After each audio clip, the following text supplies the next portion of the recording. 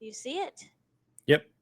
Hello, everyone. Welcome to another episode of uh Good Pod Movie Cast. Sorry, I just had a blank something. Anyway, I am your host Dana, joined by Mr. Danny Martinez, and we're here to discuss what he says is the fourth best movie in the entire fourth franchise that has ever fourthly existed. He said that it was just downright fantastic, and he wants four Wait. more of Wait. these. Say that again. You said that it was fantastic, Never. I don't think you catch so that reference. It ha ha ha ha ha ha. was So the ending to Fanforstic. I'm supposed to remember that. I thought we banished that movie. Yeah, Y'all I'd said it was rather too woke. It had a erase black it. person in it. Oh, that wasn't the problem with the movie at all. That was everything else was god awful. I have to rewatch that movie because I don't remember at the time hating it as much as other people hate it. But then I must watch it again. So maybe that hate is there. But let's talk about the first steps that was ever taken by the first family of the Marvel Cinematic Universe, Fantastic Four, the first steps. What are your thoughts on this movie that we have waited, I don't know, decades for technically, because the MCU version we've seen 20th Century Fox do it, but now this is Marvel's take. I think the movie was well done. I don't think this is like the best Marvel movie that they've ever released, but it's definitely a very, very, very good start for their new phase. It's a good positive direction.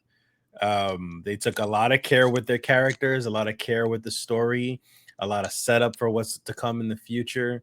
So I appreciate all the actual work that was done throughout this movie to prepare for new moviegoers and new fans of the MCU, and hopefully some more old fans will jump on board on this again. Okay. I kind of agree with you. I was able to see this twice. I saw it back to back. That was not the intent or the plan. It just so happened to be that way. Um, Originally, when I first saw it, I was like, yay. It was cute. My problem was, I think I read too much online where it was like, Galactus is not really the big bad. So I Hmm. spent that time expecting for like the Hmm. big bad to show up. And then when they kind of yeeted Galactus, I was like, okay, so we got more parts of the movie. And I'm like, and then it ended. And I'm like, what's going on? So don't go online because that was my expectation the whole time. So then when I watched it again, I I was I able to know I know I discern. didn't help with that because I kind of also predicted that Doctor Doom would be in the movie, and yes, please don't. It's not spoilers. Well, Just technically, temperature yes. temper your expectations. But I'm sorry. Go on. No, well, we could talk spoilers about this by now. It opens today, but Yeah. we'll release it when it's No, I when just mean I know that I didn't help contribute to those rumors and stuff when I No, you when I said didn't, that. because we did a Yeah. whole breakdown, and you was like, "Oh, and then Doctor Doom is gonna come in, and Right. then Right. really he's running from Doctor Doom," and I'm sitting here like, "Oh, this is gonna be great," because like then he's yeeted, and then like when a face popped up through the portal, I was expecting Doctor Doom to come in, Hmm. so like, oh, this is gonna be it, and that didn't happen. But then when I saw it again, I was able to take in the movie, knowing what the actual ending was, and was like, oh, okay, let me take this for what it is. And I thought that in it felt like the return of the original Marvel, like we're talking about Phase One with Iron Man and Thor and Captain America when he was in the 40s. Um, because to me, it was just a very simple movie. They didn't try to overcomplicate things. And what I really loved from this is that they're known for their smarts, their geniuses.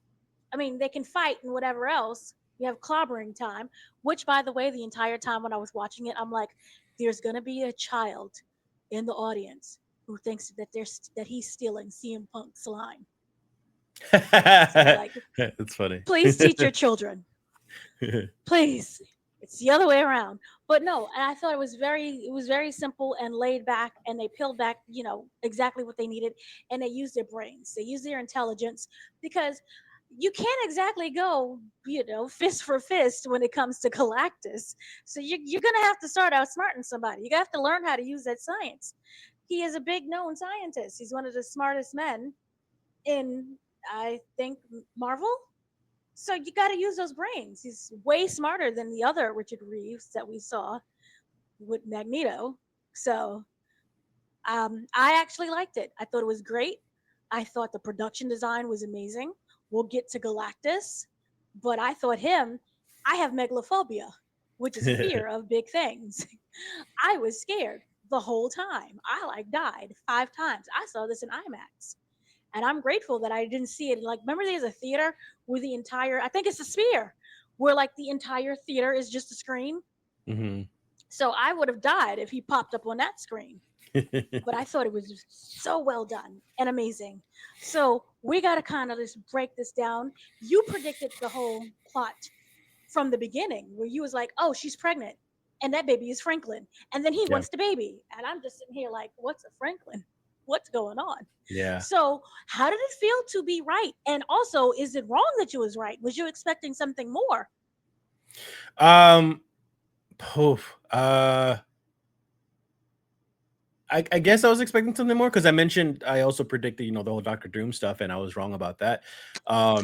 So I guess that was a bit of a disappointment on my end. Like I had my expectations a bit too high, but I think rightfully so. Like I think I should have tempered those expectations because Kevin Feige had also said that he's trying with these new phases coming up, to not really have everything interconnected, to try to avoid confusion of people having to see previous movies to understand movies in the future and stuff because there's too much going on.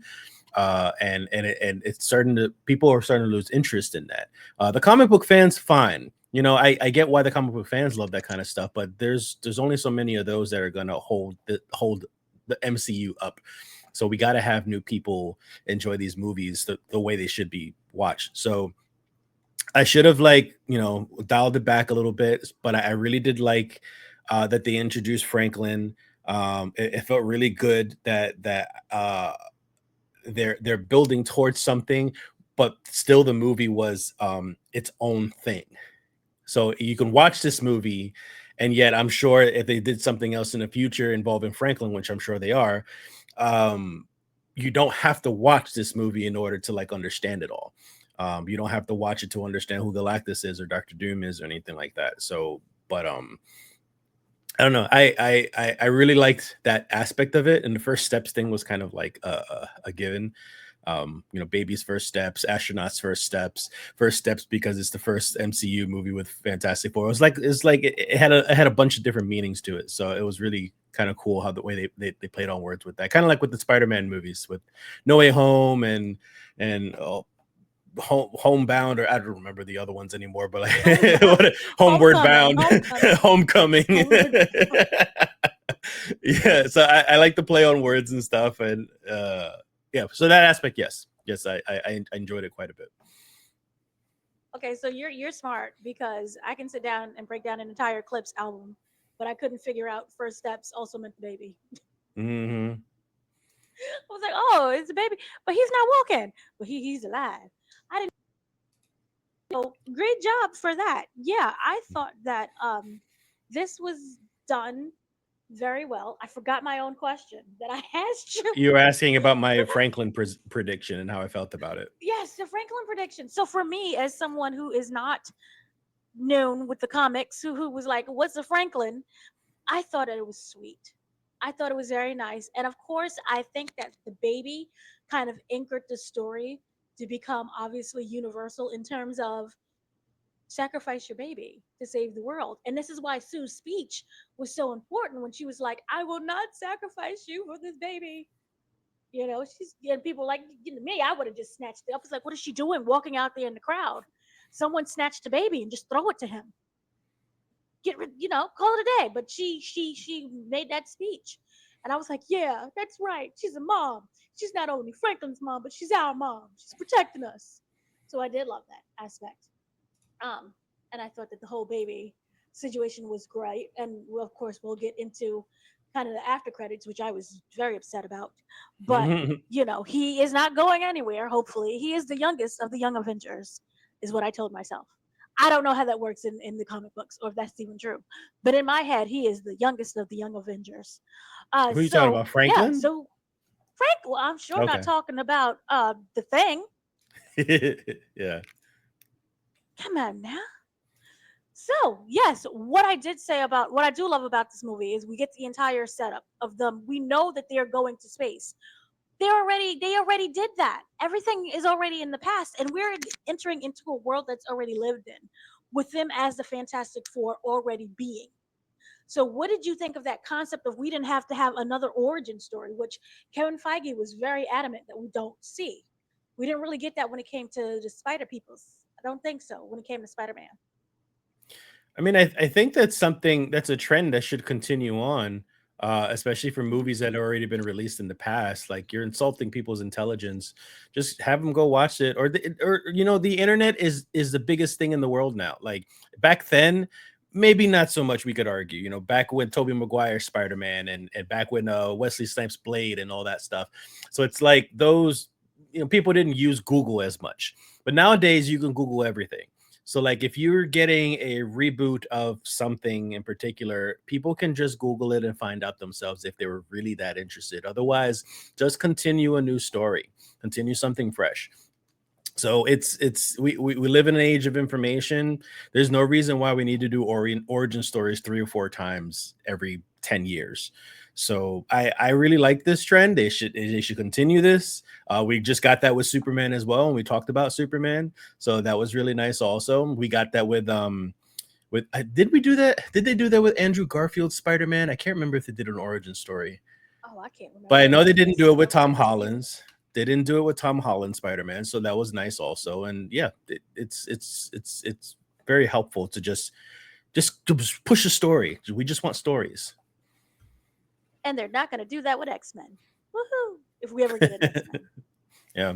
or Blade, if we ever get a Oh Blade. god. They But said that they yeah, finished a script, or they decided on a script. I said they said well, see, they finished plenty of scripts. That's the scripts is never the issue of finishing. Is the problem that they don't like any of the scripts. And Mahershala right. Ali You is can't like, hold on to the you directors. know, can't hold on to directors. You can't hold on to the scripts. He's aging. He looks lovely. That's not a knock on his age. I'm just saying, time flies by. They Hmm. announced that like 10 years ago. Come on now. Hmm. I don't even think X Men was and it was what X Men and Fantastic Four wasn't even part of the deal back then. I don't even know, but we finally got them. So kind of moving on from that, we got the family, and they're already doing what they're doing, and then I love the aspect that they introduced little tiny villains. Unfortunately, they cut out Red John Ghost. Malkovich's Red Ghost, but we got Mole Man, Yeah. who actually ends up being one of the MVPs of the movie. Very weird. So we do get moment. It was very weird. But getting to the big hoo ha of the story is, they're out there, they're crime fighting, everything is going great. And then all of a sudden, we look up, the sky is turned orange. I herald your return in existence and Galactus and all of this. And there's this lovely silver lady coming from the sky. And it's like, hey, you're going to die. Bye. What were your feelings on the introduction of first Silver Surfer? Because we see not she's not Silver Surfer. She's Shala Shalabal. Ball. You would know. Shala Yes. Ball. So what was your introduction to her? Because we see her Um first before we see Galactus. So I'm just gonna comment real quick about how toxic the internet can be, and that is, you know how the internet feels about gender swapping characters for no reason whatsoever. She is not a gender swap. She is a character in the comics. She plays Jesus, I can't remember his alien name, but the Silver Surfer's wife or girlfriend. He sacrificed himself to save the planet to save her.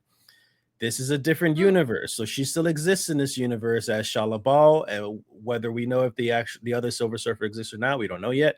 But it was a very nice, refreshing new take on it, and she did amazingly well. Her voice was very like creepy, just it was just projecting. It was just like she sounded like a herald. Like she had a freaking trumpet and she was about to start the apocalypse. Like she sounded great, and she had this very calm, unnerving, like just stature to her, and her powers were really cool. I thought the CGI was really great, especially because like you can still see her looking like very silvery, but you can still see her eyes. You can still see her emotions whenever she had any. For like Johnny, which I know we're talking about, like Johnny and her had kind of a thing going on, which was Really? weird. Well, not a thing. Like there wasn't a love interest, but Johnny definitely had a thing for her, and she kind of had a Johnny has a soft thing for spot. anyone. Well, yeah, that's the point. But like in the movie, we're focusing on them two together. Okay. He had a thing for her. She, not necessarily in a romantic sense, she had this interest in him in this like humanity sense, like this almost like she started to feel bad because she saw that this man was making an effort somehow.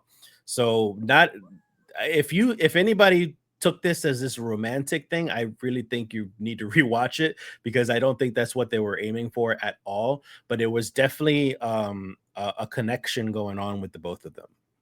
So I enjoyed her. Okay, let's get into that because I did not feel a connection at all. I thought that Johnny was very smart and how I don't he was able to break down her message. And again, using your brain, he's smart this time. Usually he comes across as like a goofball who's just a womanizer. But I love how they used his intelligence. Hmm. He was able to decipher the message, and he was able to go back and understand her language and what she did. And I think that it wasn't necessarily it was an appeal to, hey, look, you managed to not to not die. You sacrificed yourself so that your planet can live, and they're very happy and grateful for that. But what about the other planets that you allowed to die? And that's when she kind of like cracked and realized it wasn't necessarily a realization of what she did. No, you don't feel that way? You skipped a whole interaction with them though. You have to remember the first interaction that her and Johnny had. He chased her as she, heralded, and she made the announcement. He chased her and grabbed the surfboard, and she stared at him, and she said something in her language. And they, Right, mind you, they had no connection at this point. They had no interactions with each other at this point. But she saw something in him, and she said something to him in a comforting sense. She said, "Die with yours," in her right, language. So it was almost like she was trying to have sympathy for him and his species before she ran off right, afterwards. So that was the right. beginning moment right there. And then on top of that, the second interaction that they had was when they were on what in the comics they called it the world ship. So I'm assuming that's what it was in the movie. It's Galactus's ship. It was his, yeah, Um, it was his ship. Yeah. yeah, so that while they were on the world ship, he was chasing her. He was doing the flame on and wasting his oxygen and stuff. He was trying to talk to her, and she was reciprocating. So there was still something going on. Again, not romantically, but there was this bond that was going on between the two over just survival and sympathy towards each other. I never saw it as a bond. I just saw it as two people, him coming to her to negotiate, to plead, hey, not us. And her adamantly being, I'm sorry, but this is what I chose. And she revealed that she was the one who chooses the planets. It's not even Galactus. Hmm. Galactus, we'll get to him and his sad story, but she doesn't even choose. She's the one who chooses the planets. And it's like, I'm sorry that I did this, but this is the way. I cannot change this. And that's how I took it as like, I understand what you're saying, but this still has to work out this way because both of our everybody's on the line. He Hmm. has to eat, I have to survive, you have to die. It's simple as that. So that is why I never viewed it as it them like having a moment or coming to terms or even there being an agreement for something.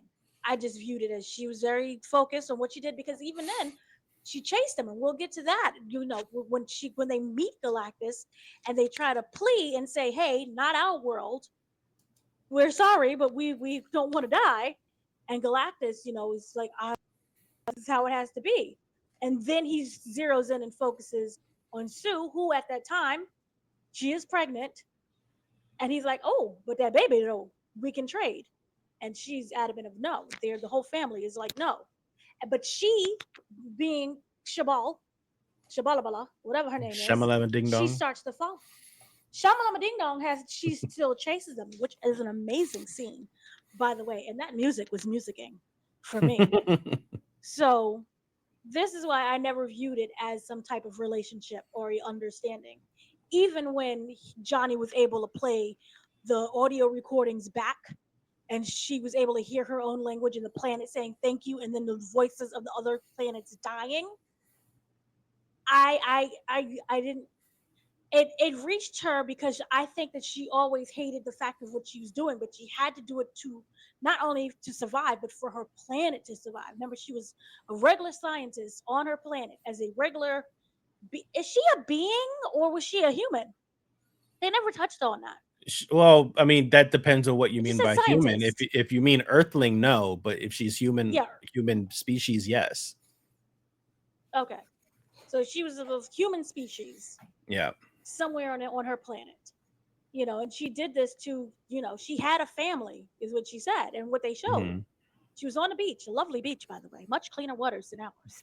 But she was on the beach, and she did this to save her family and everyone else on that planet. So I do feel that kind of always weighed on her, which is good. Again, goes to why I love the fact that you pointed out that they made her eyes was still there, where she was able to express emotion, Hmm.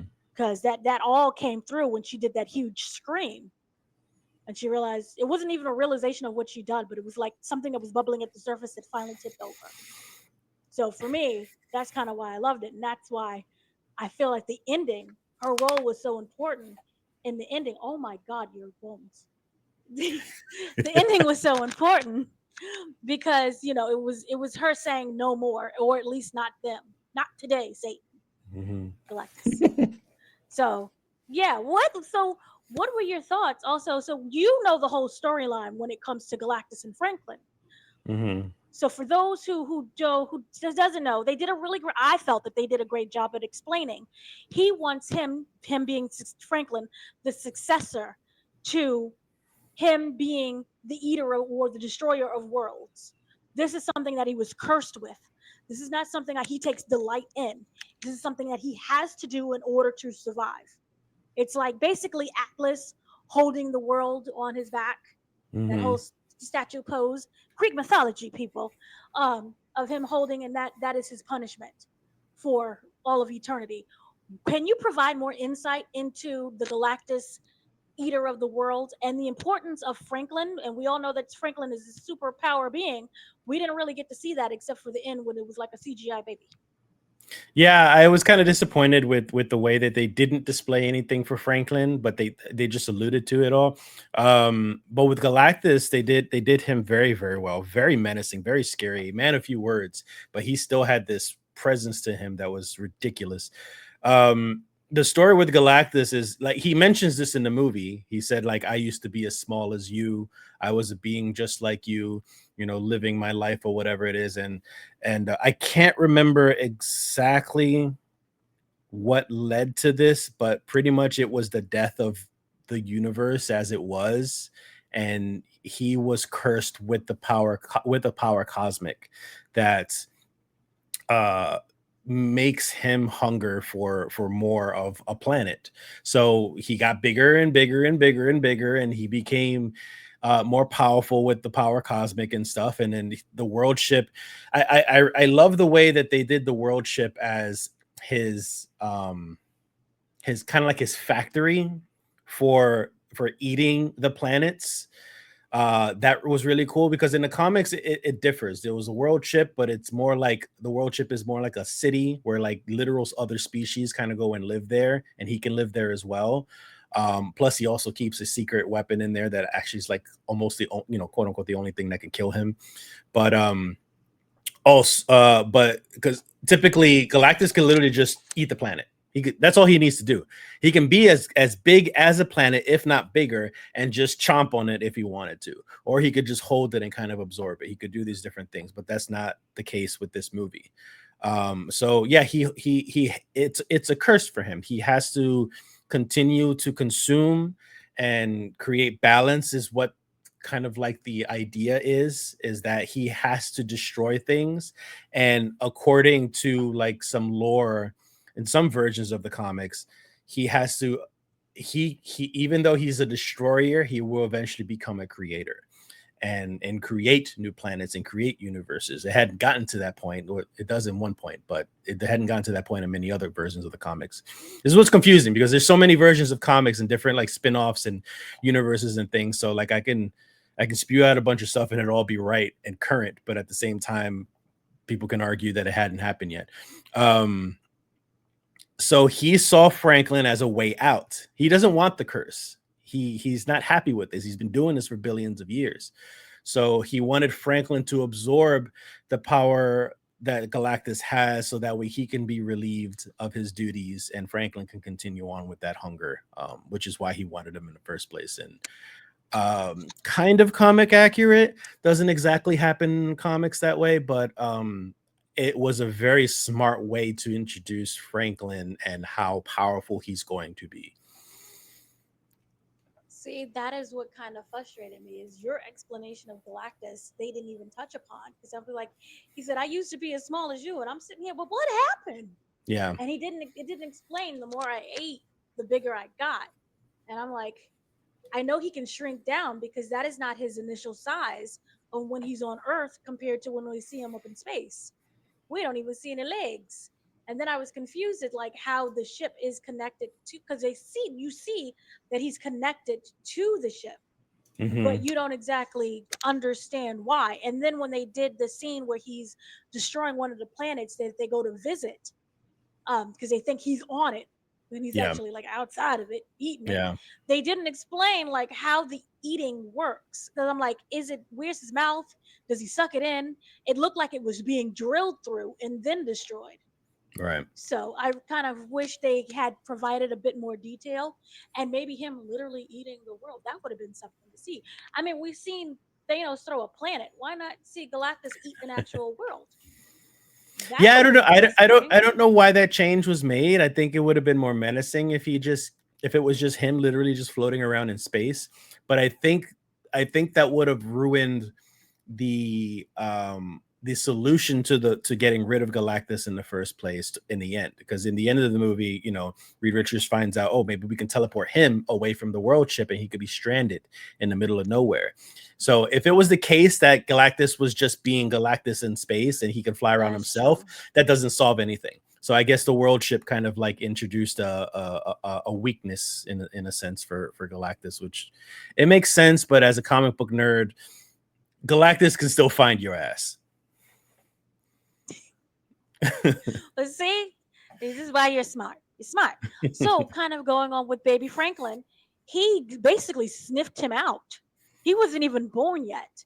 And he caused Sue to go into labor early because he did some cosmic thing that was like, "You will be born. Yeah. The prodigal son has arrived." And that entire sequence of her giving birth and them being chased was fascinating. I loved every moment of it. Now, for you, because they really didn't explain why or how he could take Galactus' place. Does it, is that explained in the comic? No, not really. I mean, in a sense, yes. If you know Franklin Richards' powers, it's his Oh, we literal don't. powers. He can. His literal powers are anything, literally anything. Like he can create realities, he can create universes and planets, he can bend and change things. He can anything he could think of. Pretty much is what he can do. So, but he obviously hasn't manifested those powers yet. But if you notice, he hinted at it a little bit because Reed Richards, while he whether we're talking to Galactus, Reed was like, I tested him for everything. He's normal. He's normal. Like there's nothing wrong with him. Galactus is like, no, he's hiding it. He's holding his power. And that kind of shows that Franklin is kind of aware, even before he was born. He's kind of aware and he's subduing what he's already capable of. So that kind of shows that there's so much more to him now. But no, they don't explain it very well in there. they hint at it a lot, because even after they run away from Galactus, they're just like, oh, we don't know what Franklin's capable of, we don't know what he's gonna do, we don't know what he's gonna be. They say it throughout the whole movie, and I'm just like, yeah, y'all setting up for something with Franklin, because you're clearly trying to like drill this in people's heads. Well, I hope it is an actual setup because remember, with a secret invasion, that was a setup for something too. I do have a theory She about it has after we're everyone's done. powers. Like towards the Oh, okay. Well, we'll get to theories. when we start talking about the end credits, I have a theory about all of that. Okie dokie. So then, what was your thoughts on? Again, you had to use your brain with this. Reed Richards came up with the concept of portals, creating portals so that they can basically yeet Earth into another universe. So then that way, when Galactus does arrive, it's way too late, and he has to spend maybe hundreds of years trying to find Earth again. And then, of course, that doesn't work because Silver Surfer was like, Nope. I see what you're doing, and blew up the entire plan. Literally blew it up, except for one. Very convenient, but except for one. So, what were your thoughts on kind of how they did that in terms of like the science aspect? Is that something that is part of comics? Is that not? Because I thought it was really smart. I don't think so. Nothing that I remember. I thought it was a great idea, and I was actually very confused by it. I was just like, how does that work? Like, you're moving a planet, you're starting a whole new solar system. Now you have to start your practically your human history all over again with a new planet, new solar system, new environments, new everything.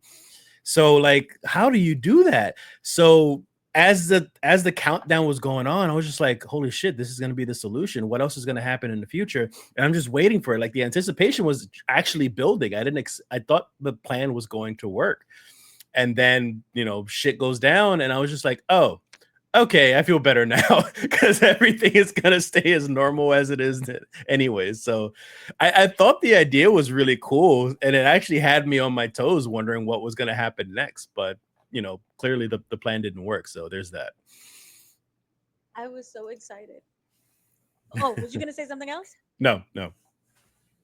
Oh no, I was so excited because I'm like, oh, okay, this is how we get the X-Men universe. Because remember, the X-Men Ah, universe was somewhere that was separate than Earth's, what was it, 616. So I was like, uh-huh. oh, okay. I know that this New York is not the same New York, it's a different universe because everything is like futuristic. It looked like the Jetsons. We'll get to the production design, but I was like, this is the Jetsons. I love it. Mhm. Um, but yeah, this is how I thought we was gonna get closer to like X-Men because again, when you're reading or don't go online, but you go online, it's like, oh, Secret Wars, and then what is that other one that comes after it? Doomsday something. And then I'm like, oh, that means that everybody's gonna start joining in, and we're gonna get this when we get the duplicates of everyone. So I'm like, this is how we get the X-Men. And I was really excited for it as well because I'm like, how is this going to work? We're in different environments, same as you. I'm like, solar system. I listened to Neil deGrasse Tyson. This is hard. I was like, this is going to work though. And I'm like, how do you move a whole planet, but you just only can move an egg? And I thought there should have been like a failed experiment where the egg, broke. But then again, it doesn't prove that Richard is the smartest man. So I was all for it. I was looking excited. I was very excited for it. And then when the explosion happened, I was so incredibly disappointed. But I loved how Shabalala, Shabalaba Ding Dong was like, nope, not on my watch. She was paying attention the entire time to what was going on the planet because they spent years. I would assume that wouldn't be like days. No, it wouldn't have been years either. Building the Of teleporters. building the teleporters. No, they did that fast because they Uh, they had they had the help of pretty well, they much had the the whole entire world. world. Yeah. I want to So assume they did it in a matter of weeks, because they mentioned they mentioned when they got back from space, that they were already gone a month. And the Silver okay, Surfer, when they kind of sucked her into the black hole, that she would be stuck there for a month also. So it had to be at least over a right. month. Okay. So we're looking at a month, maybe 2 months. Yeah. And they started to get to work right away. And I did love the concept of like, we all have to work and pull this together, or else we're all going to die. So I thought that was a really great concept at first. And, but so if she was gone for that long, I'm wondering in between how long was she watching everybody and figuring out that they was going to move the entire planet to a different universe. That's one of them things. I was like, she knew exactly where to go except for that one spot in New York. which was all for convenience. But Well, she no, went she all around the knew. world. It was like, She knew, but Johnny stopped her for that on that last one. oh, that's right. The last one she did stop. And then that's when we get the audio recordings. And she's like, no. Right. Um, but yes. So then they come up with a new plan. And I was like, okay, this is more grounded. This makes sense. You have that one portal. So instead of moving an entire planet, they're going to move just Galactus and getting Galactus to come down to Earth by luring the baby. And this is when I thought, this is when she has such an amazing performance throughout the entire movie Oh with yeah. Vanessa Kirby, you know, with the emotional weight where she knew what she had, that she had to do it. And that one scene where she was like, no, no, no, and then disappeared because she knew that it was the only way, but still at the same time, she is a mother. And we'll get into her a little bit soon. But what was your thoughts on that final kind of end goal and how it was executed? Because he shrunk down, which again still confused me, but it didn't because he only shrunk down because of the baby. Yeah. That's how they got it. So I'm like, he can just power through. It Yeah. was that baby he wanted. So, what was your thoughts on kind of that entire baby heist? I think it was very like a cliche type of moment, like or cliche solution to it all. Like it was smart, obviously, because it makes sense. That's all you had left to do. I'm not saying it wasn't a smart move, but it was kind of just like, oh, okay, that makes sense. Kind of moving on at that point. Let's see how it all unfolds. I thought it was very. I still think it's really weird that they had to introduce Mole Man just so they can have an excuse to evacuate the city and have him go subterranean.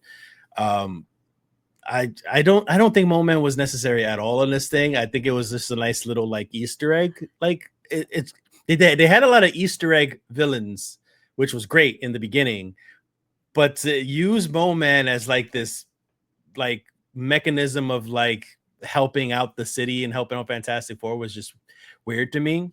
But I do like that.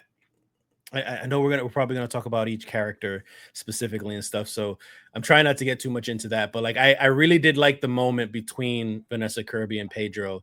Like Mr. Fantastic had already said to himself, "I don't know what's wrong with me. Something's wrong with me because of the way that I think." And I always got to think the worst in order so that way it doesn't happen. And then when he was talking about that plan, you can see in her face like she already knew what he was alluding to before he even said anything. And I was like, oh, she's gonna be pissed. So I was expecting more of like conflict, but she was a little bit more of just like she was accepting it, but also still pissed, but she was accepting it though. And kind of she did the whole no and then disappeared and kind of left it at that. But the whole idea of the teleportation thing was just meh. It was okay. It was meh. It's First of meh. all, I love Mole Man.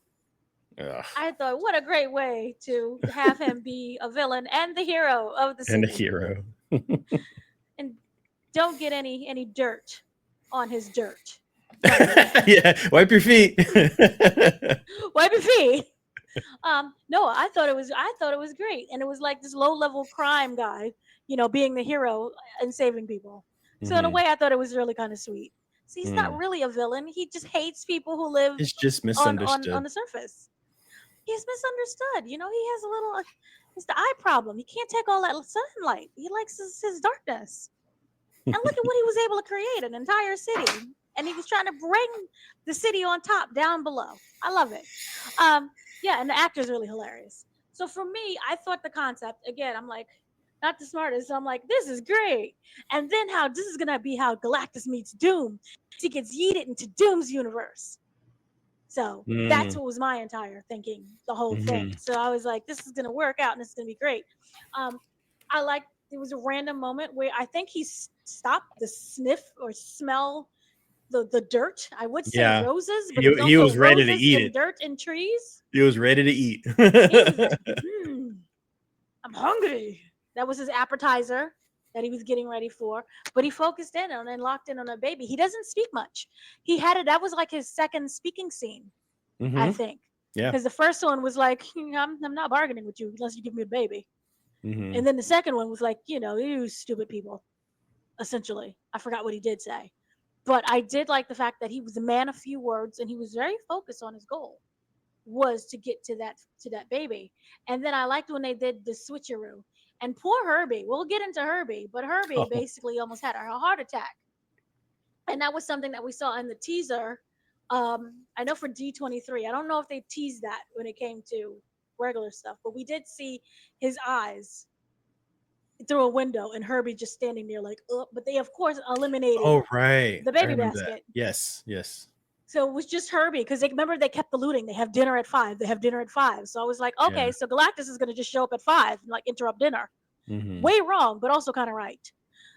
But yeah, so I did love that entire scene. He was like, "Nah, just screw it," and he just reached in and grabbed the baby. So that entire sequence was really great for me, and I love the fact that they didn't make him step into the portal line at first. He was like, "Something's wrong. Where's the Yeah. baby?" Where's the baby? So I thought that was real. So see, it wasn't completely corny. There was some action before the corn. And then of course Well, we have Sue. Yeah. I mean No? that part was still predictable to me. I didn't see the plan. It wouldn't be an action, especially a Marvel movie, but it wouldn't be an action movie if the plan went smoothly. So I already saw that coming as well. Like they did a switcheroo and they put the baby in the building. Galactus is gonna notice because you got to keep the movie going and you got to keep the climax going up and up and up. So I was just like, yeah, he's not gonna fall for it. He's not gonna fall for it. And I was right. And like he just steps right there and he's just like, nope, the baby's not in there. And he goes look around across the city and he can see it from over there. And I was like, yep, we're gonna keep this going. Let's see how they handle this.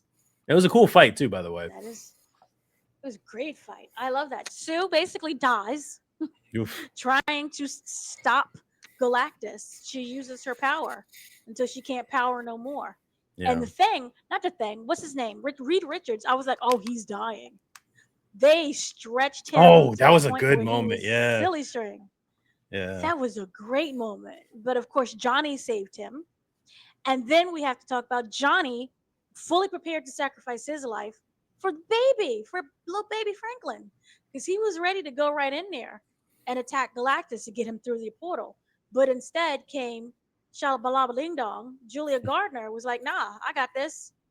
So, in a way, see, now, this is when I semi apologize. You are right. There was that connection because she sacrificed her life, yeeted Johnny out the way, Hmm. and saved the planet. So there you go. A half apology from me. Yeah, he got to her. He got to her He in did. some Yeah. human way, and she kind of fell for it. Yeah. Yeah. Absolutely. So the whole sequence of Sue almost dying. Did you was like, I know you know what made me so angry? I was almost there, was like, oh my God, she's dead. But then I remembered Marvel revealed who was going to be in, Secret what Wars. was it, Doomsday? Secret Wars. And I was Yeah, like, oh shoot. You just ruined the ending for me, Marvel. Thank you. yeah. But what were your Unless thoughts? And then, of course, yeah. go ahead. No, you was gonna say unless, I was like you gonna guys say in the first unless they part. casted Vanessa Kirby as a different Sue Storm, they could have done that. That But is that's not the true. case. But that's not the case. That's not the case because CGI baby came in, put What his were you gonna hands ask? as he was giggling away. Oh, I was gonna ask, how did you think about that entire sequence? And in that like death scene, technically, she was dead. And then Johnny was like, I want to go and die too. He didn't die. Yeah. The thing was being basically turned into scissor. You was a game of rock paper scissors, and he was half dead too. The fight scene was really cool. I was wondering how they were going to do that. So honestly, we got really good action scenes from Johnny, especially Johnny, but also a bit from the Thing and from Vanessa Kirby, from Sue Storm. I wasn't really that impressed with Mr. Fantastic's fights. Like whenever he barely used his powers. It was all, it was really more of his focus on his intellect and his solutions to the problems. But like he didn't really do a lot. He did a lot of jumping from platform to platform and stretching from place to place. And he did a one or two little things here and there, but like, and then towards the end, Galactus, freaking took him and turned him into a Stretch Armstrong. And which, by the way, comic nerd moment here. He can almost infinitely stretch. So that was a weird moment for me to be like, why are you in pain? You could literally have him do this forever and you'll be perfectly fine. But I think they kind of made it just, obviously it's a movie. So I think it was more of just a tense, it was supposed to be a tense moment of like, how much can he stretch before he finally breaks? So that was a weird thing for me, but the rest of the fight was really cool. I like the little duo team up with Johnny and Thing as well, and making him say clobber in time. Uh yeah, and they barely did any damage to him. Even though the scene was really cool, they still barely did any damage to Galactus, which I also appreciate, that like they still kept Galactus as like this all-powerful being that you still couldn't stop. This is kind of what I was confused about. I was Googling his powers, and I thought that the way how they approached that final scene was so mundane.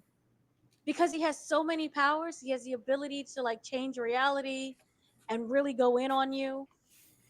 And I think telekinesis is also part of it as well. He Yeah. has all these powers and he did not use them. And so for me, I was just like, what are you here for? You're just a big giant statue who can walk. Mm-hmm. Mm-hmm. I was so upset about that. So I was disappointed in the scene because I was expecting something crazy. You have all these powers and you're just walking literally through earth and smelling the roses. And so I just kind of wanted, yeah, That's a it good was point. like, It's a good point because he actually used his powers more on Shalabal more than he did on on the rest of the group, because he literally just used telekinesis and strangled her. He did like a forced choke on her to be like, you're gonna do as yeah, I say or else, and then he kind of just let her do her thing. yeah. And then that other time when he turned her into literally the Silver Surfer. Yeah. But other than that, I'm just sitting there and I'm like, you have all these powers and you're just not doing anything. And you want to stretch him? Why not make something? Thanos had more creativity. This thing with the rings. And this Yeah. dude doesn't even need rings. So I was just so let down when it came to that entire scene. So yeah, they ended up yeeting him through, and then you have Sue is dead, and I was like, oh my god, she's dead. But of course, Marvel ruined that moment for me. And then the entire baby thing, it was cute, but it wasn't moving. It was something Okay. that, oh, you would just expect it. You knew it was going to happen because they had the baby, and it was so CGI'd to the point where it was just annoying. The baby is there, Yeah. kind of like hysterical and crying, but then they have the CGI moment where he's kind of like fighting to be next to her. I noticed that. Yeah. And so you could see the actors are like holding it like it's a regular baby that's not moving to go this way. So the movement of the actors is not matching the CGI movements to the baby. And then Mm-hmm. they eventually let him down and he's just all giggling, but you could see his face is not like doing anything. Babies are very expressive. And he's just not really doing much.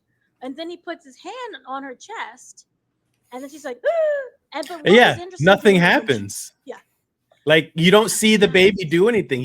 The baby's just got his hands there, and that's it. Like, you don't Yeah. see like cool powers or like the soul coming back or any CGI thing. It's like just touching her. Because remember, she can be translucent and do anything. Remember, that's how she was able to show the baby The in the baby, yeah. womb. She's like, he's fine. She went translucent. There was not even like a moment of like translucentness or even a glow to show like, hey, he's doing something that's moving Right. throughout her body, and now she's alive. She just popped opened alive, and then you saw her eyes do that cosmic thing, which then I guess would have been the only indication that the baby was actually doing something Yeah. because they did say he was the cosmic worlds. So her what 1 second moment of the eyes was the only thing that connected me to it. And of course, you had that finger flickering thing, which is so done. It's overdone. They made that a big scene in remember Rent the musical. You're from New York. You heard of Rent the musical. Oh yeah. And then, of course, in Rent the movie, like she was a heroin addict and she overdosed and her finger flicked. And that's how you knew she was alive. So I just kind of really hate when they do that. I just really wanted more from that scene. because this was the one time where Franklin was like, I better not hold back anymore. Let me go show these people my mom's dead. Let me go rescue mom. Mm-hmm. And it was just nothing. And you made this big thing of, I don't know what he is, but he has power. And this giant thing from outer space is like, I want your baby. So yeah, it was just, I wish they did something more with Franklin instead of Yeah, just wasting CGI on that one little he's a scene of him MacGuffin. going, yeah, yeah, basically. So yeah, that was kind of like the thoughts on that aspect. Before we get into the end part, let's talk about the characters individually. We obviously have Vanessa Kirby as Sue Storm. We have I cannot pronounce this man's name, but he is from the Bear as the Thing. I think his name is Okay, Ebon. I gotta We look that have up. Yeah, um, Pedro Pascal, who is literally the father of movies right now. He is in everything as Reed Richards, and we have Joseph Quinn. Joseph Quinn is the actor that's like in everything, but people don't really still remember his face. He was the one of the Stranger twins in Things. Gladiator 2. That's what I He remember was in him Stranger in. Things, and he was in A Quiet Place. He was the British guy in part what was it, Day One, when he Oh, I didn't see rescued that one. Lupita Nyong'o. Oh, you have Oh, to see that one. It's such a good I one. do. I have it on But my he's all like list. British and anxiety written. It's so Mm. good. You gotta watch it. But yeah, he's British, by the way, if you couldn't tell by the terrible accent. So, what were your thoughts on? Basically, let's start with Reed Richards, Pedro Pascal, since he's the most noticeable one. Um, with this, he thinks a different person. I yes, and I actually really really enjoyed it, and I can see a lot of people having a different opinion about it because he doesn't show a lot of emotion and a lot of like I don't well I guess that's pretty much all I can say. He doesn't show a lot of emotion, but that is the point, and that's what I enjoyed about it. He's so caught up with all the ideas and the things that are going on in his head that it's almost like he doesn't have time to stop.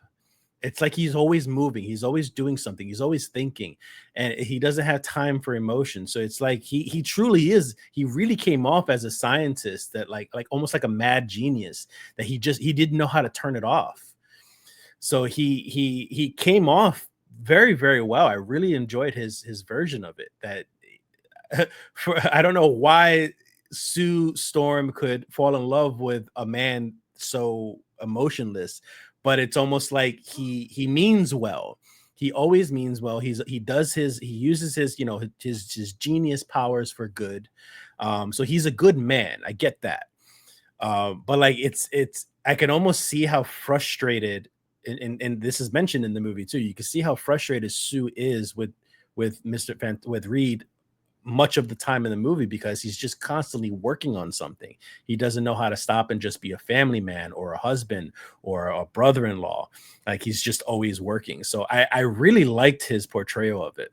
Um, yeah, I guess that's it. What did you think? I thought he was autistic.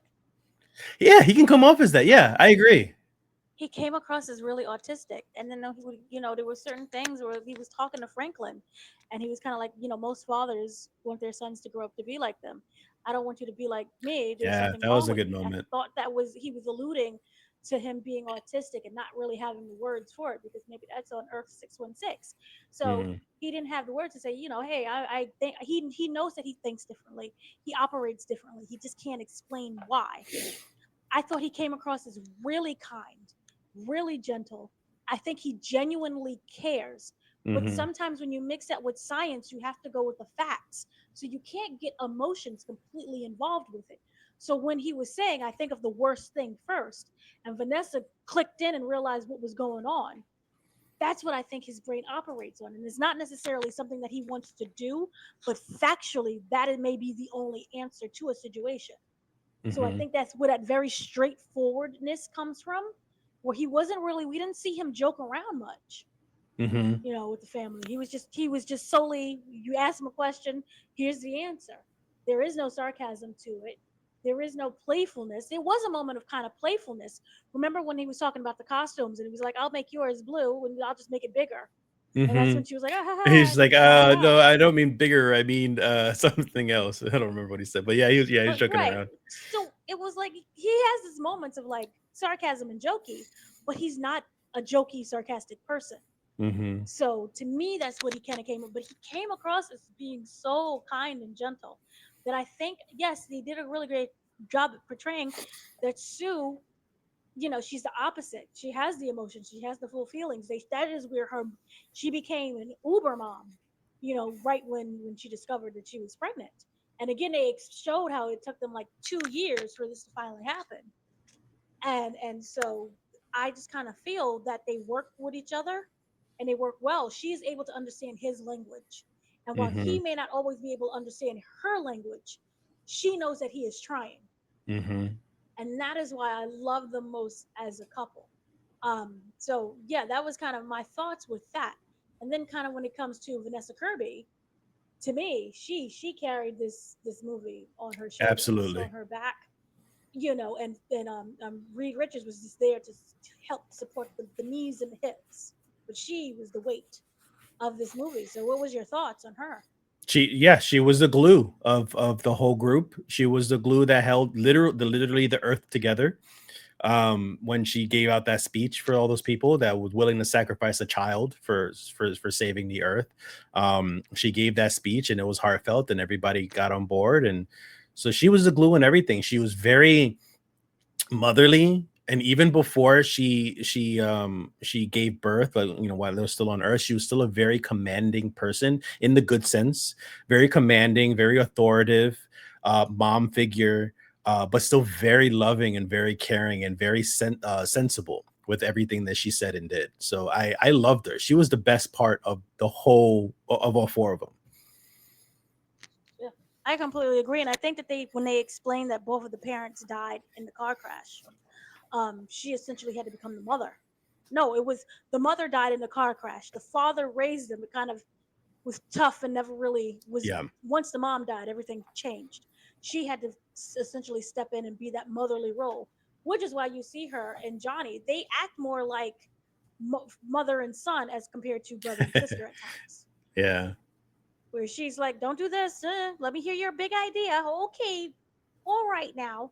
Yeah. She's supportive that kind of way, but it's not really like that jokey kind of brotherly sister Now that you that mention it, we saw yeah, the they other two they movies. they never had a moment of like the annoying brother sister type of dynamic that you see a lot. Like it wasn't like like they were annoying each other. It was always just like, yes, she's the older. I'm taking care of my little brother. Hmm. And even with the fact that they're still living there with him, it just kind of felt like I'm the mom. Here's my son at home. He never left home. Hmm. That kind of thing. So I really did love her portrayal, and I thought it was just kind of amazing how she was able to tap into that, and I think that she'll be interesting when it comes to the other movies because she'll have to interact. Obviously, we saw with her family, but with others, will that motherly role kind of carry on when it comes to an interaction of others? Should be interesting. I don't know. Yeah. So then, kind of moving on to Joseph Quinn as Johnny, who we've seen in other portrayals. They changed kind of like uber womanizer y, maybe a little party-ish person. I mean, I'm going back all the way to Chris Evans. I know they also made the cartoon, which is also in the movie, but like going back to Chris Evans' portrayal, because I don't remember everything, it's kind of the opposite of Chris Evans, Yeah. which is a good thing for me. Yes. They made him, he's one of those guys that people don't always take seriously. Oh, you had a connection. Okay, sure, a connection. And he's really trying to prove himself that he's valuable and part of the team, and he can think just as well as Reed, and he can get things done too. And Hmm. like, don't leave him out. He's kind of like he is literally the little brother who wants to belong, and he's just trying to fit in to the family. So, what Hmm. are your thoughts on him? I think that's a good way to put it, especially when he was trying to make himself useful, trying to figure out what the lever would be to stop Galactus. He really wanted to help out. So before the movie was released and it was still promoting the movie, early on promoting the movie, Joseph Quinn had mentioned that Johnny Storm had always come off as this like big womanizer, always like a player type of character. And he's like he's nervous about being that type of character. He doesn't want to be that type of character because it's not really acceptable nowadays in this generation of that type of man. And I was like, you know what, he's right, but how do you do that? Like Johnny, this is what Johnny Storm is known to be. Like I was really worried about how he's going to portray him and kind of ruin his character, because you have to be that womanizer, you have to be that type of that's who Johnny Storm is in the comics. But I love the way they did it. They still made him seem like a womanizer without actually showing that stuff. It almost seemed like he not necessarily like he just wanted to sleep around, but it was almost like he loved women and just in general. Like and he probably dated a lot of women. He probably took home a lot of women, but they did was hint at it. So when he was interested in Shah LaBeouf, they were all just like, another one, really, Johnny? So I like that they hint at that stuff without having to show it and portray that type of attitude. But at the same time, he looked like he wanted to belong and wanted to make his family proud and not be that type of person. He was trying really hard not to be that type of person. He wanted to be helpful. He wanted to be smart. He wanted to contribute more rather than just be looked at as a playboy. So I really liked them a lot in the way he was done. I really like that they portrayed his intelligence, especially when he was translating all the things like that. That was his way of contributing to everything, and he did play a big part in giving Reed that lever. So I think out of all four of them, he was the most surprising change that I accepted and I love. And also, he drove that ship. He drove that ship hard. Yeah. He was using his smarts because that was a whole chaotic scene. Oh, with the black hole? With the black hole. Well, so Thing was flying the ship, but Johnny was shooting and kept on missing. And then he did the little weird he figured loop it out with the He figured it out. Yeah, that was really cool. And he had to drive it too, because remember when they had to make that bend?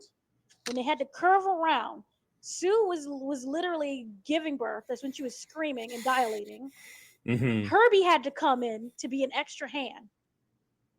And then when they wrapped around, because remember they had to swing around the sun. Yeah, yeah. From my understanding, I may have missed. I may have missed them grabbing the pilot seat or the reins on that ship. I may have missed that. Yeah, it was. I think it was him that grabbed the pilot seat.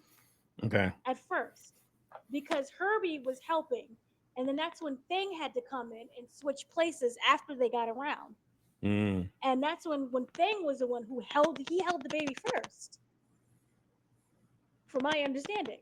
Okay. So he was there. He was fully, was no participation trophy. He was fully in there, and he was using his intelligence. And I really loved how they portrayed that part. Of him just in general. And I just want this entire generation would have never survived Johnny Bravo. So, that's Johnny Bravo, Pepe Le Pew. Oh man. They changed Pepe Le Pew. Remember Did they had really? to change him. Yeah, they changed him for remember it was Looney Tunes. It was the latest one with LeBron James. Oh, I'd rather erase. They got rid of him. Yeah. I think they got rid of him, and they put clothes on Lola Bunny. Oh God! But yes, going back to the baggy clothes. Baggy clothes. I mean, what are we doing? But going back to Johnny, I thought Johnny was wonderful, and I think that actor, check out his movies because each role that he does is so different from the other one. Mm-hmm. He's amazing, and also watch Thelma. Thelma is like on Hulu. It's amazing. He plays the son. He plays a god. What you call him?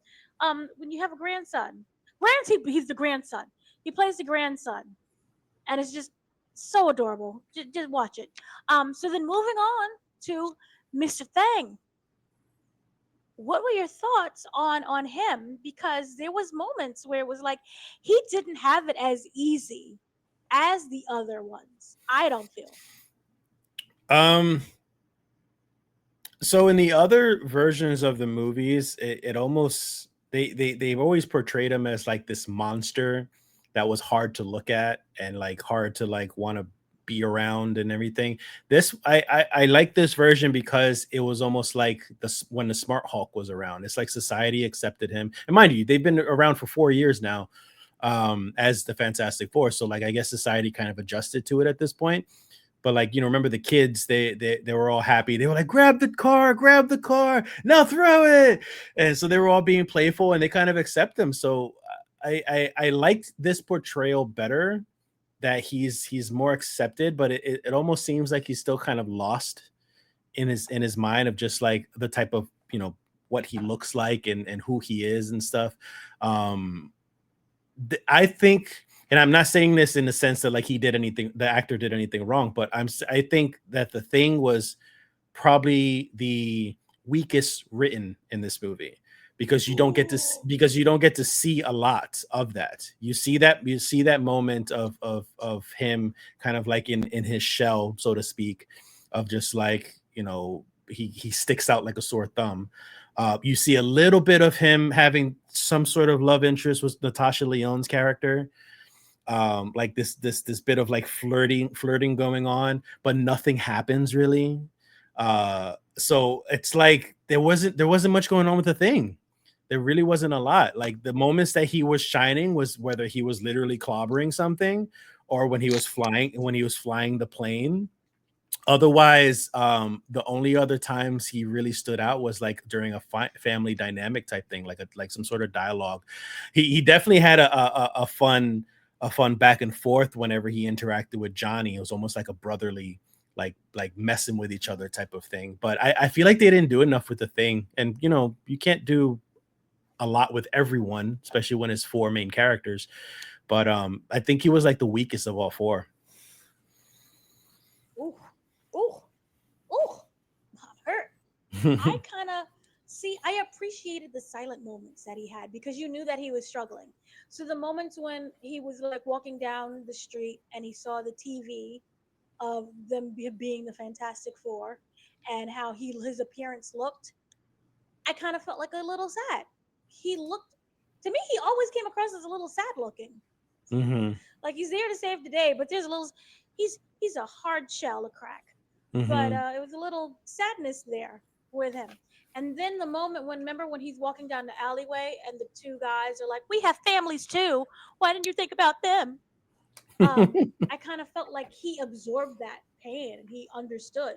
Like I would have loved to see more of the crowd turn on Fantastic Four, aside from like a handful of people show up at their building and those two guys in the alley.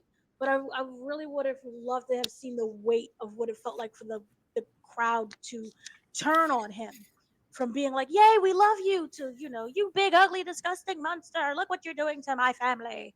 Give us the baby." Do you think maybe I love it. him being CGI kind of made things difficult to connect with him emotionally? I don't think so at all.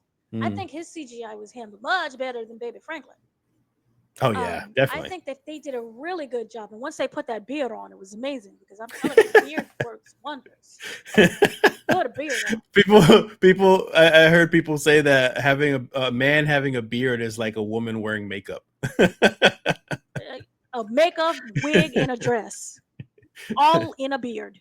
Oh So man. yes, um, so I love the beard, but no, I thought the CGI was really well done, and I love the moments how they made him so heavy, where he was just walking in the apartment where you didn't even see him, but you heard him because of Hmm. his footsteps. Hmm. So I just love those moments of how they added that into it. And I thought him just moving and you could hear it sounded like a bag of rocks just moving along. So I love that moment too. When he put his hand in that soup, it's like, how do you fully clean a rock? Is that a clean hand? How does that work? How dirty is that soup? Oh, that's gross now that I think about it. A little sediment and sand all in there. How's that going? But is that extra seasoning? So he wanted more flavor. So he put that Yeah. hand in that soup. Oh yeah, he But crushed the no, garlic with his hand. the garlic. Now he's And got like see, and garlic remember, hand stuck in there. so like if you ever like, yeah, and you feel like a motor and how that works and it gets stuck Yeah, in there. yeah. Like, how do you flush that down? What's going on? Is it vinegar? I don't know. So yeah, I thought that that was, I love the CGI aspect, and I was able to connect, and they kept the eyes. See, this is one of the things that I hated originally until he grew that beard, was because his face kind of goes over, Hmm. it kind of hides the eyes, but somehow they made it work within the performance, and especially with his voice. He was able to hear like the emotion all come through with his voice, and then when he grew the beard and it evened out his face, I feel that the eyes popped more. Okay. So Okay. put a beard on, people. It's a beard.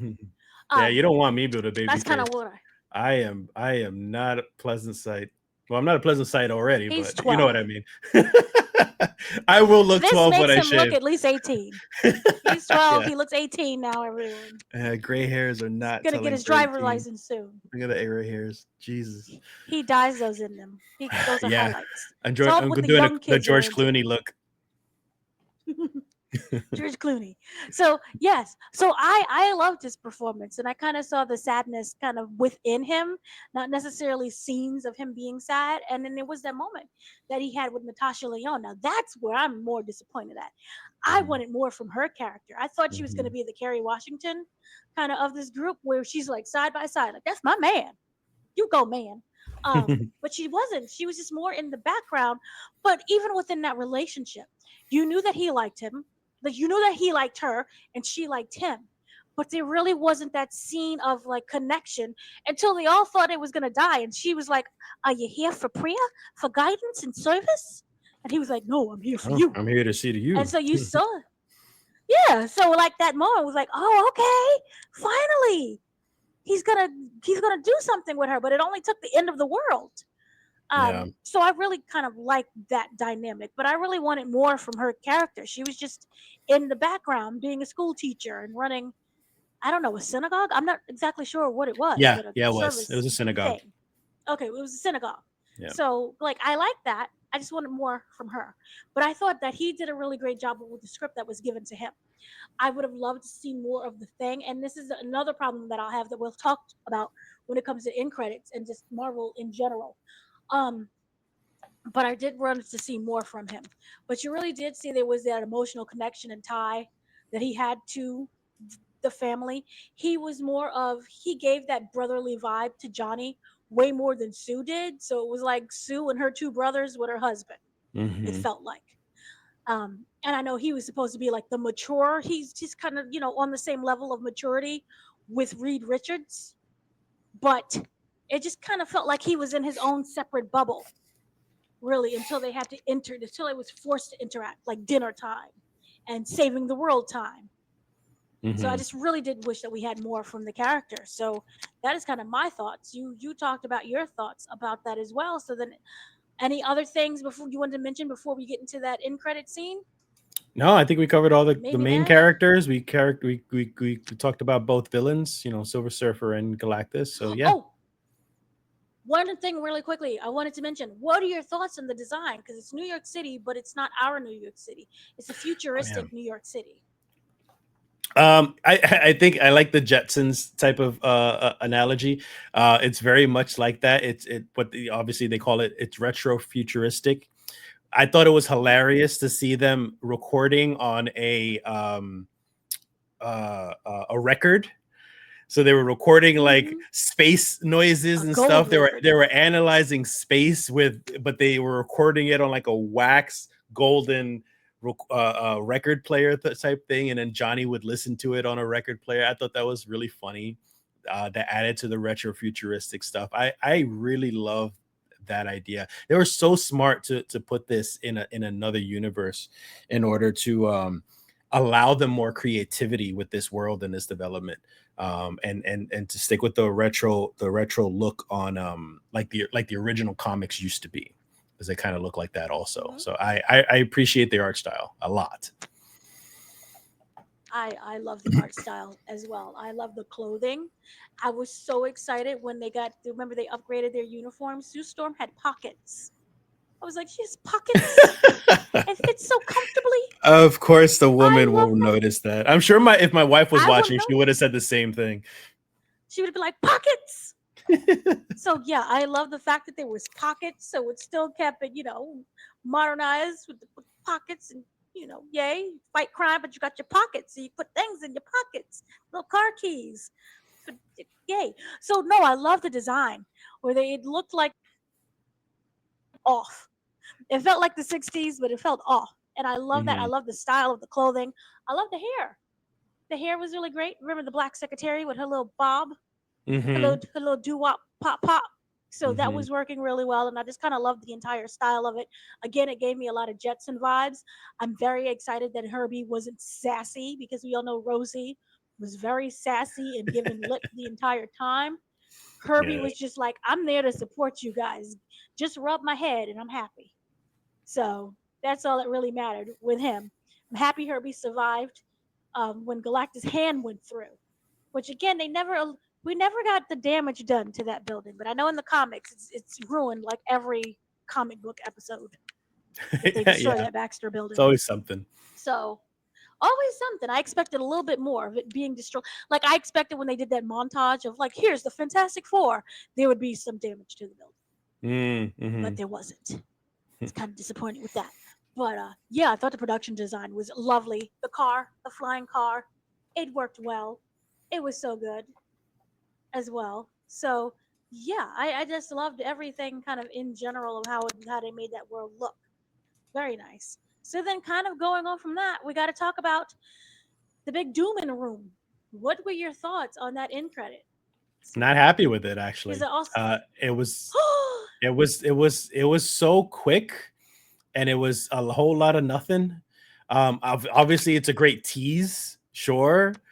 Well, it's not like we didn't know that Doom existed in general. It's not like we didn't know Doomsday was coming. So it's like, if put it this way, if Doomsday the movie and Secret Wars for that matter was not announced, this would have been mind blowing.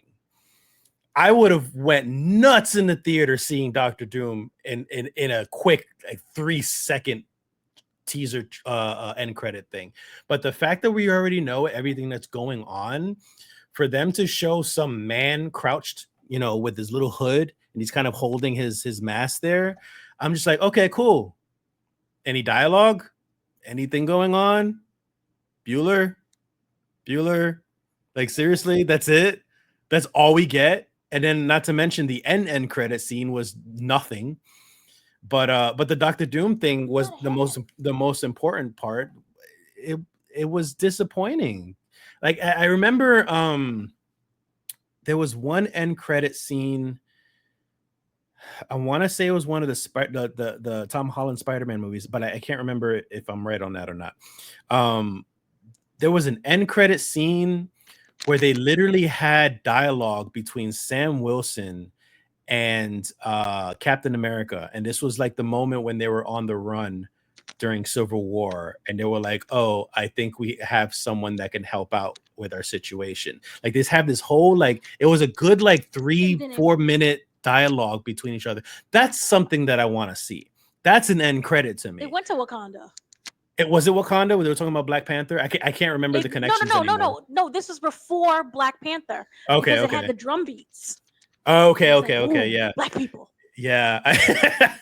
But yeah, I those are the type of things that I want. Like, either it could be a teaser from a movie that, Doomsday is already being filmed, partially. So you could have at least thrown like a scene in there from Doomsday, some sort of dialogue between Doom and Sue, maybe anything. But like, you did absolutely nothing to hype me up, because you didn't show me anything that I don't already know. So I wasn't happy with it. I think this is the first time we're going to agree on something. I hated that end scene with all my heart. I hated the mid credit scenes. I hated all the scenes with all my heart and all my soul. And I said this to a Marvel executive: just get rid of them. Get rid of them.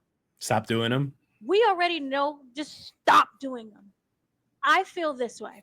I'm sitting through Fantastic Four. I'm enjoying Fantastic Four, just any movie in general. I'm sitting there. The movie ends. I want to be in that world. What you just created, what I just watched, okay, let me live there. You showing me, even if it's Doctor Doom, that means to me, ignore everything that just happened. Focus on this right now. Doctor Doom's coming. My brain goes to Doctor Doom as opposed to staying within the world of Fantastic Four. What makes it It's even very more true. ridiculous to me is we have an entire plan. You told me exactly what's going to happen. We have leaked set photos. You did that entire 5 hour announcement trailer of just names on a seat. You did the whole Comic Con. It's me. And the Russo brothers looking like, oh, we need money.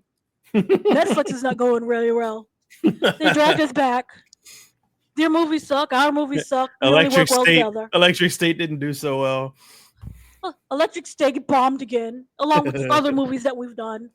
Only Netflix will. So, and then you have one of the Russo brothers just looking like the entire time. Which, by the way, I've met him. That's just his resting face. That's Oh yeah. literally just how he looks. But it's so magical when it's like you drag this dude back on to the Marvel lot along with Robert Downey Jr., who had the best death that you can ask for as Iron Man. Everyone cried. Pepper Potts was there holding his hand. Parker was a hot mess. You know, you did all of this emotionally just to bring him back. And now after I'm watching Galactus, who's again having me have heart attacks because things that are big scare me. I'm sitting there like, oh my God, how did they create that? I want to know how they created Galactus. I want to know how you came about with the production with these building designs. But no, here comes Doctor Doom and that old raggedy mask. And so, which to me reminded me of that scene. Remember Snow White, just in general, and the witch with the apple? She's like, Yeah. ah. That's Mhm. kind of what it reminded me of. We got the hood, and then the baby's like, ah. And I'm sitting here and I'm like, it's the baby. The baby would have known that he was probably evil. What are we doing? Why is Sue just standing there with her ball of energy? Is he going to kidnap the baby? Is he going to have a conversation? And this is what aggravates me even more. They never follow up on the scenes that they show as teasers. Yeah, lately they Never. haven't been. So nothing gets connected. So like, well, so The only go ahead. Finish except it. for like the original phase, because remember Thor's Yeah, of hammer was course. in Iron Man, and then it was like, Mhm. oh, here's Thor's hammer of the Mhm. scene of us digging it up. They have not done this recently. Mhm. I when I can't remember the last end credit scene that actually paid attention to what happened.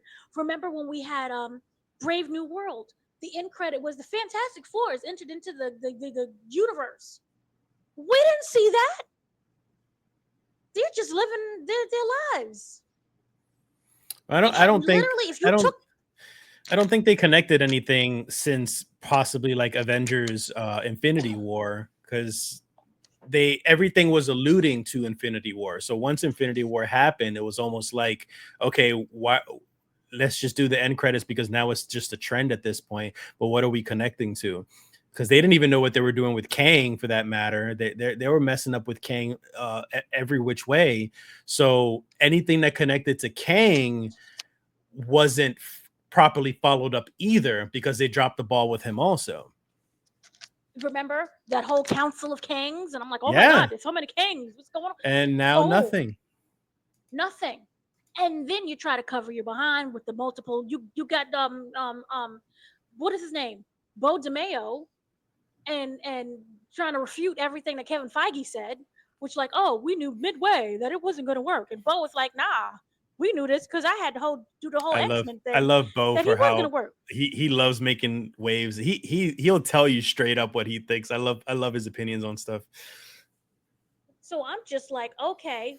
And then how many times have we seen they have interviews was like, yeah, we just threw that together at the last moment. Even James Gunn, oh, Infinity Stones, what the heck is that? Yeah, I just wrote that in like for 3 minutes on a Sunday Yeah. afternoon while I was Yep. playing with my dog, and that was the entire basis for the entire Stones. So to me, it's just like, remember, and they said how they was one of the films. I think it was Fantastic Four. One of them, the directors or something said, yeah, they just slapped that on at the end. We didn't even know that was there. What are we doing? We're not thinking. Yeah. It's not something They you're want to not build connecting a anymore. they want to build an artificial hype without any of the substance. That's what they're doing at this point. Exactly. And how amazing would it have been? Fantastic Four comes out, I forgot, but it comes out this weekend, right? Hmm. Right. Yeah. So San Diego Comic Con is this weekend. wouldn't have been, at least for me. And this is when we announce our next project, Avengers Doomsday, and a Yeah. Fantastic Four is playing. Yeah, absolutely. Instead of giving us the next 5 years of titles, which by the way, they did last time as well. That's why we got the Kang Dynasty and whatever the other Kang movie was supposed to be. But now those are scrapped because you told us so far in advance, and then look what Blade, happened. And Blade. And they announced Blade. y'all paraded that black man on that stage, So got now us you all got happy and excited. 3 movies canceled now because you're announcing things way too early. Like, we want to be hyped, but we want to not like be disappointed also. So yeah, you're absolutely right. They could have announced Doomsday this weekend after Fantastic Four came out and be like, hey, by the way, Doom is going to be our next big bad after Thanos, and look who we signed in as Doctor Doom. And then more hype begins to build because of that, because of Robert Downey Jr. and whatnot. But instead, we got a stupid 3-second end credit thing, which, by the way, Which wasn't even. go ahead. Which wasn't what? No, I was gonna probably say it was just probably a random stand-in. He wasn't Oh even yes, probably even that on too. set because That he too. probably wasn't even filmed or announced. 100%. 100% guarantee that. Yep. Absolutely. So here's my theory about what they were alluding to with this. In the comics, Secret Wars has started because Doctor Doom had absorbed the powers of a all-powerful being called the Beyonder. And after he became what he calls himself as God Emperor Doom, he wants to mesh all of the worlds together and kind of destroy everything else and just have one universe so you can become God of just that one universe and stuff. And in order to do that, he needed a all-powerful being called uh, so Jesus. Adam something. I can't remember. Wow, it's been so long now. He can literally turn into like an atomic particle. He can be a normal size, but he could also Not the turn as same size of Adam this. from Guardian of the Galaxy. No. Atom as in like Atom. Oh, I okay. can't remember his name right now, but oh, sorry, not Atom, Molecule Man. There you go. So his name's Molecule Man. So Molecule Man, he is able to replicate himself, and he has replicating himself to the point where every version of himself in every universe is literally himself. There is no other version of Molecule Man. Every version of Molecule Man that's in every universe is actually the same person. And he's like the MacGuffin of the comics. So Dr. Doom is trying to use the power of this guy to destroy all the other universes, and so he could just be the god of just the one. I think Franklin is going, because obviously they didn't do anything. They haven't introduced Molecule Man. They haven't done any development with Molecule Man in MCU. I think Franklin is taking his place. I think Franklin is going to be the MacGuffin of Secret Wars. I think Franklin's going to be the all-powerful being that Doom wants in order for him to take over the universe, pretty much. Either that, or my second runner-up prediction is that it's Scarlet Witch. And the reason why is because Scarlet Witch is just as powerful, and it's already been mentioned that she's a Nexus being. So she's pretty much like she's connected to all of the universe already. So they could use her as well in that sense. I don't know, but that's my prediction. It's one of those two guys, which is why Doom has an interest in Franklin at the end credits. Well, it would have to be Franklin, Yeah. unless Scarlet Witch is like, not this, baby. I've been through this before, and help Sue. She becomes I, a good guy. Yeah. that would be really interesting. And see, I like that. And is anyway Galactus involved in that? Because Galactus is not dead. He's just yeeted to another universe. Mm-hmm. Is he involved? No. So do you think that there's going to be another Galactus appearance, or is he done? I would theatrically, I think he's just done. Um, like in the comics, he shows up a billion times for many different reasons. But I don't think they would really need him for anything unless they just think of some artificial reason to introduce him back in to either to help or to side with Doom or something like that. But I don't see him needing to come back in anyway. Especially when after Secret Wars, Kevin Feige had already said Secret Wars we're resetting the MCU. We're Yeah. we're we're gonna eventually start recasting people for Iron Man and Captain America and Thor and all of that stuff eventually after Secret Wars. So you would Because have to why did you do restart that in things with second? Galactus.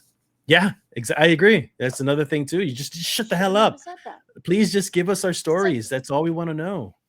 just give us stories and stop telling us your 20-year plan. We don't need to know everything and how it connects to everything. And this is very frustrating at this point. No, here's my thing with this is that I was extremely disappointed with that end credit scene. Again, it just should not have existed at all. Um, and even if you were to make the announcement of there being a Doom, it just I was so disappointed in the fact that there wasn't any kind of engagement with Doom, even if he had the mask on and you changed his voice, because I'm pretty sure he's not going to sound like Tony Stark with the mask on. That we He's know going to of. sound like some other kind of figure. That would at least assuming. I don't know anymore. Um, Twister was some type of. If you're going to put in that scene, put in an end credit scene that actually makes sense to us. They Nothing teased to me them really made sense. they Yeah. teased them in the movie, by the way. I don't know if you noticed when they were in like the world leaders organization meeting that they had, they showed Latveria, the sign, little Yes, I was. placard. That's what I wanted to ask So you. we do know that not only that Latveria exists, that means Doctor Doom exists because he creates Explain Latveria. Latveria. He That's where he's from. He's the king of Latveria. That's so Black Panther has Wakanda, Namor has Atlantis, Doctor Doom has Latveria. So is his domain. But the seat was empty, so he didn't show up in the world leaders meeting. So he must exist in that world, I assume. That's where he's coming from. But they Is didn't it show Doctor him. Doom or another variation of Doom? We don't know. We don't know. See what I mean by this being so frustrating? I meant to ask you about that country and then I forgot. I was like, it's Latvia. Hmm. Yes. So that entire seat was supposed to be a Doctor Doom version in that seat, which he never arrives. So therefore, when we do see him at the end, it's just that should have just been the teaser for Doctor Doom instead of him appearing with Franklin. It's so frustrating. And you know that they filmed this way before they announced Robert Downey Jr., which just makes it even more frustrating. But yeah, the other credit scene didn't bother me so much. It was just a cartoon version of Yeah, Fantastic no, Four. that upset me. But then it had Doom turning it off. Why are you upset about that?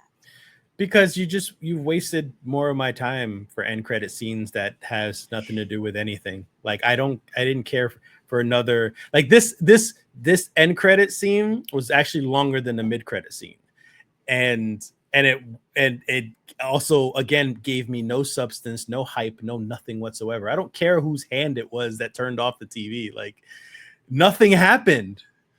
You wasted another 5 minutes of my time. I like, mind you, for me, this is me speaking for myself specifically, but mind you, I'm watching a midnight showing of this.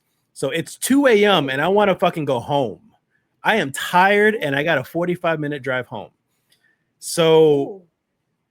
no, why are you wasting my time? Stop. Get rid of these end credit scenes. It's a stupid trend at this point. Well, I completely agree with you. Not even the hand. Woo. No, I agree with you. I did like the fact that they paid homage to the cartoon, I guess. But other than that, it was a complete waste. So overall, what would you score Fantastic Four? Out of what, like a 10? I guess we keep it five. Don't need to go up to Keep a it a hundred or 5. anything. If it was a hundred, a hundred. If it was a 5, I would give it a. I'd give it a 4. Oh, that's funny. I gave it a 4. I gave it a 4. Ha. Ha ha ha ha. I shall beat you and give it a 4.4. No, it's a 4.5. So 4.5 stars. But I'll take down Okay. one just to go with the fours. No, I thought it was good. It had some issues, not every issue, but I'm telling you that mid credit scene just made me angry. Mm-hmm. It was a Mm-hmm. mid credit scene, and the fact that we didn't get Galactus in his full like if that is the last time we're gonna see Galactus, and this is another thing that bothers me. I don't want to wait until like, oh, the next movie we'll see this. So when I ask, oh, do you think Galactus is gonna appear again? Because then it's like maybe we'll see his full powers. Yeah, but Aha! that's And the then fault of us being fans that are hyping, or we're overhyping ourselves up with situations like that. And that's the problem with the internet too, is that we make all these assumptions and theories and supposed leaks and all that stuff, and then we get disappointed towards the end. Are you cut off? can you hear me? Yeah, there you Can go. you hear me? Yep. No, my thing is also a problem with Marvel itself because it puts all these movies in front of us, which then allows us to go and guess. You cut off again. Just stop talking, then maybe it'll be perfectly fine. But it didn't do that. So that is Mm-hmm. how we also get in trouble as well. You like the entire. You look at what we Cut off again. of what was going to happen. I cut off again. Can you hear me? Yeah, there you go. All these different assumptions is of what we think is going to happen, and it ends up being an actual mess. Yeah, no, So I my agree. review, that's just yeah, It's partially Marvel's fault. Yes, on top of that, but like yeah. I still put the blame on us as well. That we because the thing is that I also see it in a sense because I'm a big gamer, and when I'm playing games that I've invested a lot of time in, and they come out with like new DLCs, you start making these assumptions about the DLCs, and like you overhype the game to an extent where it's just like it better be this or else. And now when you play the game, you're like, well, this is a piece of shit because this is not what I was expecting at all. And it's the same thing with the Marvel and DC movies to an extent.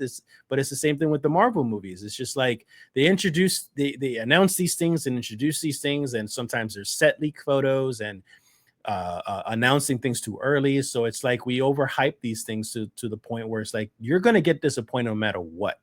On top of that, you're a comic book fan and you're expecting things to go exactly like the comics. You're going to be disappointed. You're muted or cut off.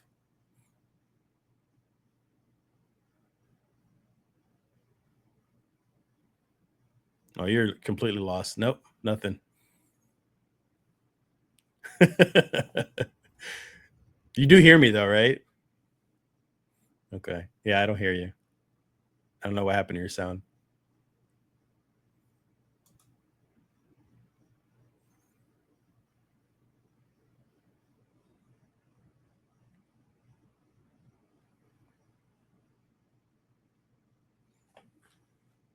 Nothing. Sorry about that. Oh, there you go. There you Got go. at the same time. Okay. No, what I was gonna say is that it was just, overall it can be a very frustrating experience dealing with um Marvel or sometimes movies in general. And Jim Gunn was right in the sense of don't announce projects until you have a script complete. Mm-hmm. So that's kind of what I'm starting to think about when it comes to that. It's very simple. Just don't say anything. People are already invested in you, so we know that we're gonna get something. Just wait until you have the script, and then you can start greenlighting and filming. And and not to say that DC Studios is perfect either, because they had to cancel a couple things as well until the script is not scripting. Mm-hmm. So just overall in general, yeah, I just think that it's a lesson for any studio. Just stop announcing things. Just give us a Um, script. I have a question for you. Yes. What do you think their plan is coming up to lead into Doomsday? Because there is literally nothing. We don't have any Marvel movies coming up until next year at this point. The next thing coming Well, up is supposedly Spider-Man, and that's supposed to be a street level movie. And then after that is Doomsday. So all we have we to look also have forward Wonder to are Man. TV shows. Yeah, well, that's the thing. So all we have to look forward to are TV shows. But are these TV shows going to connect to a blockbuster movie? think so anymore. I think that originally that was the plan. And remember Kevin Feige he did the press conference interview where he's like, "This is the plan." Yeah. And so I think during the time when they originally had the other Chris guy, I forgot the name of the original. Remember, Bob Iger left, and he replaced him with his successor, and the successor basically bombed. Yeah. And then they had to beg Bob Iger to come back, back. and the whole thing was like, we're stretched too far, we've stretched too thin. We're no longer a trusted brand because we're just a hot mess right now, and had to input 20 different shows, and everything was just a mess. They're scaling back where it's going to be like one movie a year, which I think is fine, along with maybe 2 TV shows. And that's the thing. I agree with you. I think they need to scale back because they're flooding the market, and that's why we're losing so much interest in this universe. But how do you start? Fantastic Four started the new phase. So how do you start this phase by teasing Doctor Doom for 3 seconds, and then all of a sudden all you're doing is just leading up to Doomsday? Like there's no in between. There's no build up like they did with Infinity War. Like they introduced, a stone here, a character there. Thanos will kind of make a cameo every now and then in the end credit scenes, and it led up to something. But it seems like all they did was tease Doom for 3 seconds, and now we're gonna get literally nothing up until Doomsday. Yeah, I think it's perfectly, for me at least, it's perfectly fine because you don't need the 20 different movies and TV shows to watch something to connect to what's going on with Doom. And as much as I hated the end credit, you just introduce, hey, Doom is next. And then you just have to wait and see what they do with that. So I don't have a problem with there not being all these other different movies or TV shows that just shows the progression of Doom. And as you stated before, we have the internet. We have multiple videos. It's like, hey, this is what this means. So deal with it. And do your own research. And then that way you have enough time to prepare for when Secret Wars comes out or Doomsday comes out. And it'll all explain, because then again, remember how we also talked about that with the Captain America Brave New World end credit with the brain dude who turned green. And he was like, they're coming. They're coming. Yeah. Do you want more of that? I didn't know what they meant by that. No, because I didn't even know what he meant by that. Yeah. Yeah. Exactly. So that is the only option that we have when it comes to end credits in Marvel and movies. They're coming. They're arriving. Or do you want to watch remember when that movie opened with Hulk basically getting his behind beat, he went to the Sanctorium to Doctor Strange and be like, they're here. Yeah. And we knew exactly what he was talking about because we saw them on the screen, and guess what? They arrived, as opposed to like in 1990 they're here, and then in 2000 they finally arrive. I don't want to wait another 10 years. Tell me if you agree with this. I think now that we know that there is no more teasers to lead up to Doomsday, it makes me rethink what the end credit scene for Thunderbolts was. Because remember the Thunderbolts at the end credits, we got a tease of the Fantastic Four ship coming into their orbit. Yeah, we got the ship. I think Doom kidnapped Franklin and is on that ship, and it leads to Fantastic Four trying to follow him, and that brings Doom into 616 universe. So we're looking at it too literally. We're looking at it as a straight line instead of looking at it as the overall picture. Yeah. So then therefore when that green guy was like, they're coming. So when the green guy said they're coming, they could actually already be here. They've arrived. Yeah. Look at you giving hope and promise to MCU. Oh my God, did you just save this entire franchise? No, definitely not. I'm waiting for the reset. I'm ready for the reset. See, that is one way to here's the excuse to why we have terrible end credit scenes. Nothing is in order. So, haha. So then when he turns off the TV, whose TV is he really turning off? Is it all a movie? Which universe is their TV turned off? The whole thing. Maybe that's the TV. The whole thing was a dream. Well, that is the universe that he has to The go whole and destroy. universe was a dream. Yeah. Look at you. So that works in that regard. Look at you being smart. And so yeah, you don't know about the entire press conference and plan that he did?